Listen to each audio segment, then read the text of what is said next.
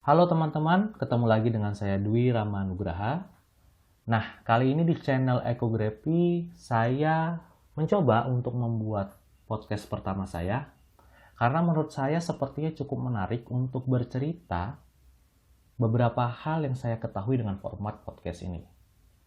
Kalau boleh cerita sedikit, sebenarnya ide ini muncul karena beberapa minggu lalu saya menjadi fasilitator di pelatihan dasar atau latsar calon pegawai negeri sipil di kementerian tempat saya bekerja. Nah, peserta latsar CPNS yang saya dampingi ini mendapat tugas untuk membuat learning journal dengan format podcast. Ternyata mereka sangat terampil untuk bercerita, mereview materi dengan format podcast ini. So, saya pikir kenapa tidak saya coba juga untuk membuatnya. Sebelum kita mulai, saya ucapkan terima kasih kepada peserta latsar CPNS KLHK, golongan 2 angkatan 4 kelompok 3, dan angkatan 3 kelompok 2. Kalian sudah menginspirasi saya untuk juga ikut mencoba bercerita melalui podcast. Oke teman-teman, tema yang saya angkat untuk podcast pertama saya ini tentu saja berkenaan dengan pelatihan dasar calon pegawai negeri sipil. Lebih tepatnya, saya mau bercerita tentang bagaimana saya mempersiapkan diri untuk menjadi fasilitator atau pengampu materi di Latsar CPNS.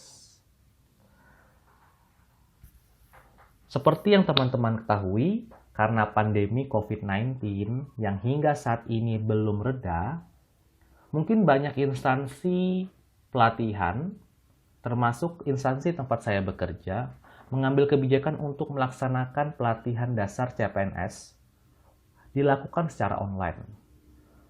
Jadi ini pengalaman pertama bagi instansi ini dan juga saya sendiri untuk memfasilitasi teman-teman calon pegawai negeri sipil mendapatkan pelatihan dasar tanpa adanya kegiatan tatap muka di lokasi yang sama atau di kelas yang sama.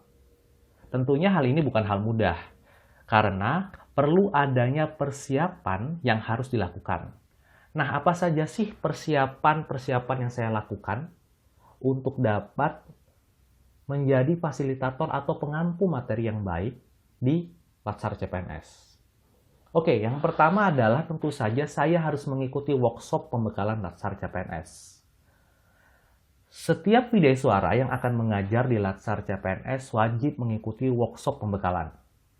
Pada workshop ini kita akan menerima materi sesuai dengan agenda yang akan kita ikuti dan akan kita ampu pada Latsar CPNS. Agenda utama pada Latsar CPNS itu terbagi atas 3, yaitu agenda 1, sikap perilaku bela negara, agenda 2, nilai-nilai dasar PNS, dan agenda 3, kedudukan dan peran PNS dalam NKRI. Karena saya pada Latsar akan mengampu agenda 1, maka pada workshop saya akan menerima materi yang berhubungan dengan wawasan kebangsaan, analisis isu kontemporer, dan kesiapsiagaan bela negara. Pada workshop ini, selain membahas tentang materi yang akan disampaikan kepada peserta, kita juga membahas tentang desain pembelajaran umum dan bentuk penugasan untuk agenda 1. Oke, yang kedua adalah saya penyusun desain pembelajaran versi saya sendiri. Nah, pada workshop pembekalan tentunya telah disepakati desain pembelajaran, namun hal tersebut masih bersifat umum. Saya harus mampu menyusun desain pembelajaran sendiri untuk agenda 1 yang saya ampu. Lalu bagaimana saya menyusun desain pembelajaran tersebut? Setidaknya ada 2 hal yang menjadi pertimbangan saya. Yang pertama, saya harus melihat tujuan pembelajaran yang akan saya capai. Dan yang kedua, saya mempertimbangkan karakteristik peserta Latsar CPNS yang akan saya hadapi. Nah, teman-teman, karena peserta Latsar CPNS telah mengikuti Massive Open Online Course atau MOOC, tentu saja target pembelajaran yang akan dicapai harus berada di atas level C2 atau di atas level pemahaman.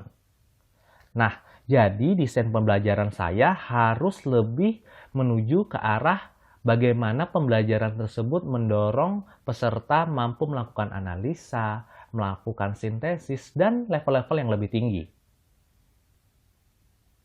Peserta Latsar CPNS saat ini itu didominasi oleh generasi milenial, bahkan ada beberapa generasi Z. Hal ini penting untuk kita catat untuk menjadi pertimbangan dalam menyusun desain pembelajaran. Untungnya, saya masih termasuk generasi milenial. Jadi saya berusaha menempatkan diri menjadi seorang peserta.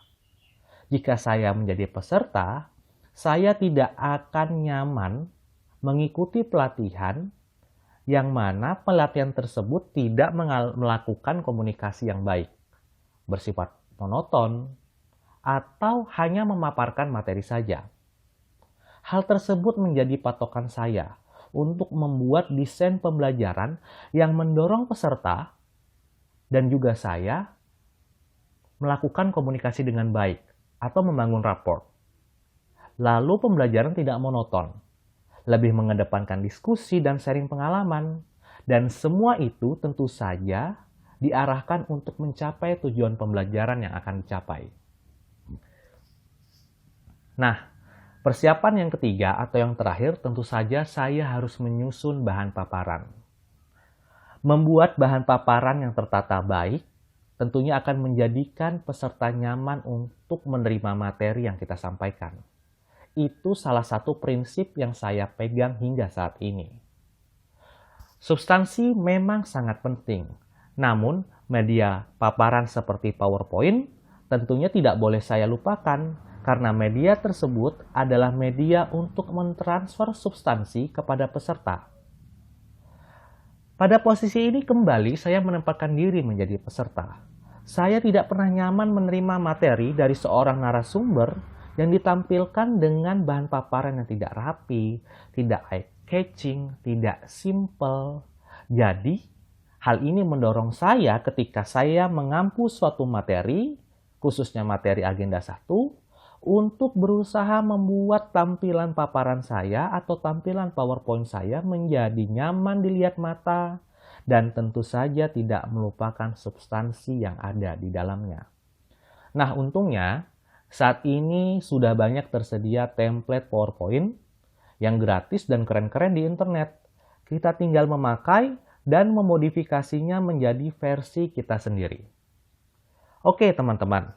Demikianlah sedikit cerita tentang bagaimana saya mempersiapkan diri agar saya bisa menjadi pengampu materi yang baik di Latsar Calon Pegawai Negeri Sipil. Semoga bermanfaat. Sampai jumpa pada podcast by Rama selanjutnya. Bye!